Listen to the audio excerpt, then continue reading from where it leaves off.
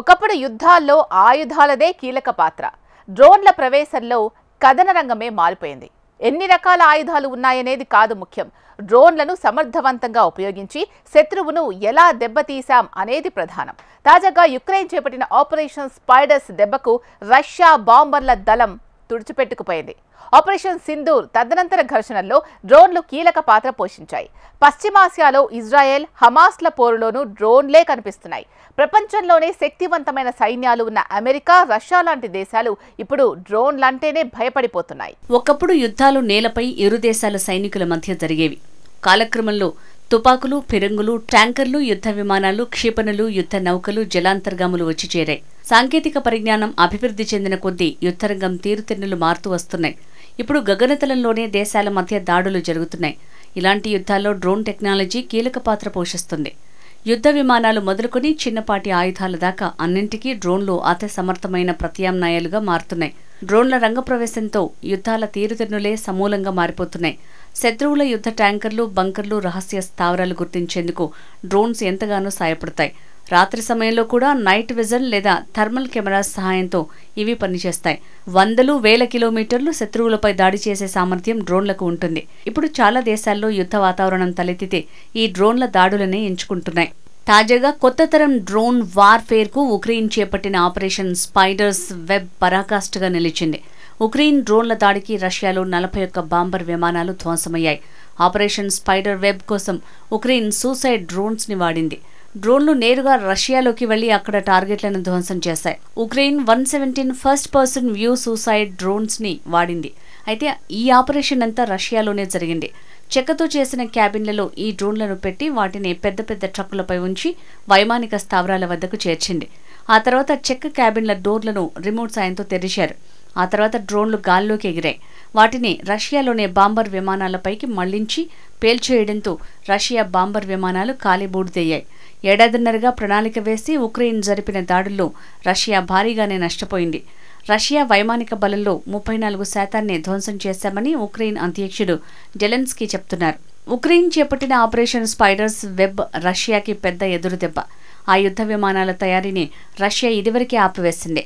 అంటే వాటిని తిరిగి తయారు చేయటం అసాధ్యం. ఉక్రెయిన్ దాడిలో Tu-95, Tu-22M3 బాంబర్లు, కీలకమైన A-50 ఎయిర్ క్రాఫ్టులు ధ్వంసమయ్యాయి. ఇలాంటి విమానాలు రష్యా వద్ద 120 వరకు ఉన్నాయి. వాటిలో 41 ఇప్పుడు నాశనమయ్యాయి. ఉక్రెయిన్తో రష్యా చేసే యుద్ధంలో ఇవే కీలక పాత్ర పోషిస్తున్నాయి. అలాంటి విమానాలను ఉక్రెయిన్ మట్టుబెట్టడం వారికి పెద్ద విజయంగా చెప్పాలి. పశ్చిమ దేశాలు ఉక్రెయిన్ దాడిని ఫెడరల్ హార్బర్ ఘటనతో పోల్చడం విశేషం. Russia federal security service FSB ప్రధాన కార్యాలయం పక్కనే ఉక్రెయిన్ గూఢచారులు కమాండ్ సెంటర్ ఏర్పాటు చేసుకోవటం ఈ ఆపరేషన్లో కీలక అంశం. శత్రువుల జాడ కనుక్కోవటం, శత్రు దేశాల్లో ఆపరేషన్లు నిర్వహించడం రష్యా ఇంటెలిజెన్స్ సర్వీస్ పని. కానీ శత్రువే తన దేశంలోకి వచ్చినా వారు కనుక్కోలేకపోయారు. పహల్గామ్ ఉగ్రదాడి తర్వాత భారత సైన్యం చేపట్టిన ఆపరేషన్ సింధూర్ తదనంతర ఘర్షణల్లో డ్రోన్లు కీలక పాత్ర పోషించాయి. పాక్ ఆక్రమిత కశ్మీర్లోని ఉగ్ర శిబిరాలు, స్థావరాలను మన సైన్యం నేలమట్టం చేయటం తెలిసిందే. పాక్ వైమానిక స్థావరాలపై దాడులకు ముందు యుద్ధ విమానాల ముసుగులో డ్రోన్లను పంపి కీలక రాడార్ వ్యవస్థలు ఎక్కడెక్కడున్నది పక్కాగా పసిగట్టింది. ఆ వెంటనే గుక్క తిప్పుకోనివ్వని క్షిపణి దాడులతో వాటిని ధ్వంసం చేశారు. తర్వాత పాక్లోని 11 కీలక వైమానిక స్థావరాలను నేలమట్టం చేసి చావు దెబ్బతీసింది భారత సైన్యం. రాడార్ వ్యవస్థలను కోల్పోయిన పాక్ నిస్సహాయంగా చూస్తుండటం తప్ప ఏమీ చేయలేకపోయింది. పాక్ ఆర్మీ చీఫ్తో పాటు సైనిక ఉన్నతాధికారులు బంకర్లలో తలదాచుకోవాల్సొచ్చింది. కేవలం డ్రోన్లను ఎరగా వేసి భారత్ ఇంతటి ఫలితాలు సాధించడం విశేషం. పాకిస్తాన్ సైతం వందలాది డ్రోన్లను మన సరిహద్దులపైకి ప్రయోగించింది. అయితే వాటన్నింటినీ భారత్ ఎదుర్కొని తిప్పికొట్టింది. ప్రత్యక్ష పోరులో పాకిస్తాన్ కనీసం కొద్ది రోజుల పాటు కూడా భారత్ ముందు నిలవలేదని ఆపరేషన్ సింధూర్ అనంతర ఘర్షణలు మరోసారి నిరూపించాయి. పాక్ తనకు బాగా అలవాటైన సూడో యుద్ధ నీతినే నమ్ముకుంటుంది అనటంలో సందేహం లేదు. ఉగ్రముఠాలకు మనపై దాడులకు ప్రేరేపించి అందుకు కావలసిన సరంజామా అంతా అందించి సాయపడుతుంది. ఈ ముప్పుకు డ్రోన్ల రూపంలో ఇప్పుడు కొత్త కోరలు మొలిచినట్టే. కనుక భారత్ అత్యంత అప్రమత్తతతో మెలగక తప్పదు. భారత్ డ్రోన్ దాడుల్ని సమర్థంగా కార్చుకుని పూర్తి స్థాయిలో తిప్పికొట్టేందుకు మరింత ఆధునికమైన టెక్నాలజీని అభివృద్ధిని చేసుకోవాల్సిన అవసరం ఉంది. భారత్ తన కీలక సైనిక స్థావరాలు, మౌలిక వ్యవస్థల రక్షణను మరింత కట్టుదిట్టం చేసేందుకు సమగ్ర విధానాన్ని రూపొందించుకోవాల్సి ఉంటుందని రక్షణ రంగ నిపుణులు హెచ్చరిస్తున్నారు. పాకిస్తాన్ ప్రేరేపిత ఉగ్రవాదులు డ్రోన్లను ఉపయోగించడం మనకు ఒక రకంగా హెచ్చరికగా చెప్పొచ్చు.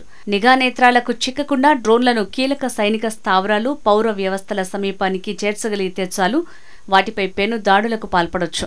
ఉగ్రముఠాల స్లీపర్ సెల్స్ దేశమంతటా చొచ్చుకుపోయి మాటేసి ఉన్నాయన్న నిఘా హెచ్చరికల నేపథ్యంలో మనకిది ఆందోళనకర పరిస్థితేనని రక్షణ నిపుణులు అంటున్నారు. అలాంటి దాడుల్ని కాచుకోవడం నిజంగా కత్తిమీద సామేనని అభిప్రాయపడుతున్నారు. 2021లో జమ్మూలోని వైమానిక స్థావరంపై 2 డ్రోన్లతో దాడులు చేశారు.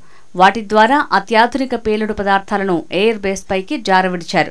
అవి అదృష్టవశాత్తు బహిరంగంగా నిలిపి ఉంచిన యుద్ధ విమానాలు, హెలికాప్టర్లకు సిబ్బందికి దూరంగా పడి పేలడంతో పెను ప్రమాదం త్రుటిలో తప్పింది. ఆ ఐఈడీలు పాక్ సైన్యం అందజేసినవేనని దర్యాప్తులో తేలింది. వాటి తయారీలో ఉపయోగించిన ముడి పదార్థాలన్నీ మిలిటరీ గ్రేడ్కు చెందినవని నిర్ధారణ అయింది. రష్యా మీద ఉక్రెయిన్ చేసిన ఆపరేషన్ స్పైడర్స్ వెబ్ దాడి తీరును చూసిన తర్వాత అగ్రరాజ్యం అమెరికాలో ఆందోళన మొదలైంది. రష్యా అమెరికాకు ఆధునిక ఆయుధాలతో పాటు సువిశాల భూభాగం విషయంలోనూ సారూప్యత ఉంది. రష్యాపై ఉక్రెయిన్ డ్రోన్ దాడి తర్వాత ఇదే తరహా ముప్పు పొంచి ఉందన్న వార్తలు ఇప్పుడు అమెరికా పౌరుల భయాందోళనలను పెంచేస్తున్నాయి.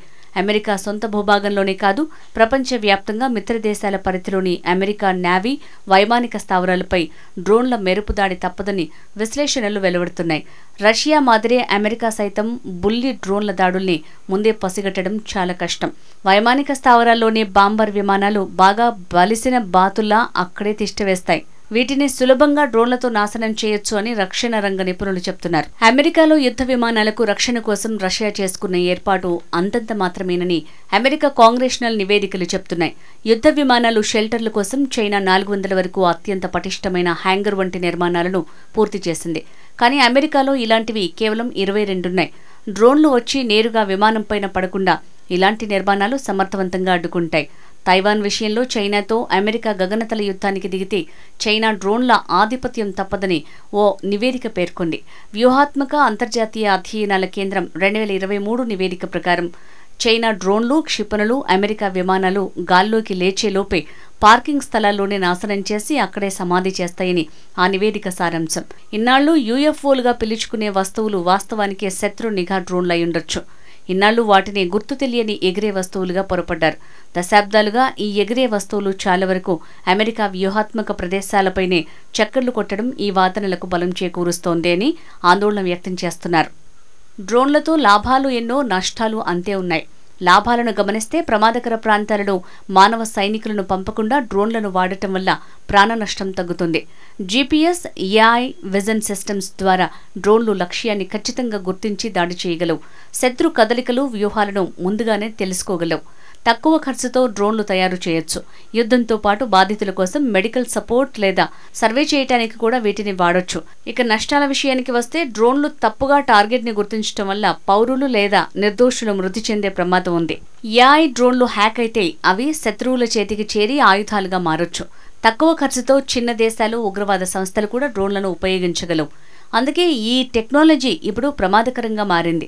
మొత్తానికి డ్రోన్ టెక్నాలజీ వేగంగా, ఖచ్చితంగా, తక్కువ మానవ నష్టంతో దాడులు చేసేందుకు ఉపయోగపడుతున్న నైతిక, సాంకేతిక, భద్రతా సమస్యలు కూడా ఉన్నాయి.